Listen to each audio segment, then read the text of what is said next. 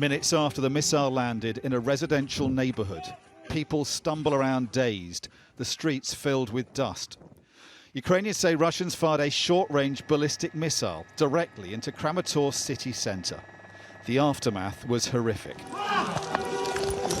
A race to save the injured, a frantic search for survivors under the debris. Mikhail was hurt and had no idea what had happened to his friends. Tell me, is there anyone you know under the rubble? I don't know who is there. My colleagues are there. You got out on your own? Yes. The missile struck at the busiest time for a popular pizza restaurant. Families were enjoying an evening meal.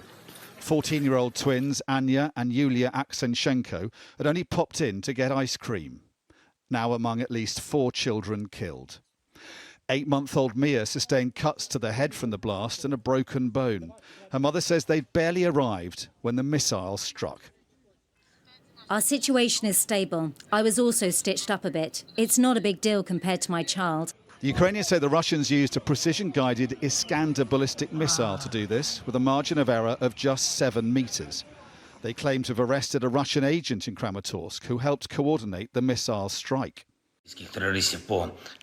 Each such manifestation of terror proves over and over again to us and the whole world that Russia deserves only one thing as a result of everything it has done: defeat and a tribunal, fair and legal trials against all Russian murderers and terrorists. In Moscow, Kremlin spokesman Dmitry Peskov told Sky News the target was not civilians. The Russian Federation does not strike civilian infrastructure. Strikes are carried out on objects that are somehow connected to military infrastructure. On Russian state TV, the attack was said to be a successful strike on NATO instructors in the area and a Ukrainian military command. NATO says it has no instructors in Ukraine. The Ukrainian military says Russia's claims are nonsense. Only civilians were killed, only civilian infrastructure destroyed in this attack. The fear is that Russia is deliberately trying to terrorise Ukrainians on the home front as their counter-offensive picks up steam. And there could be many more of these kinds of attacks.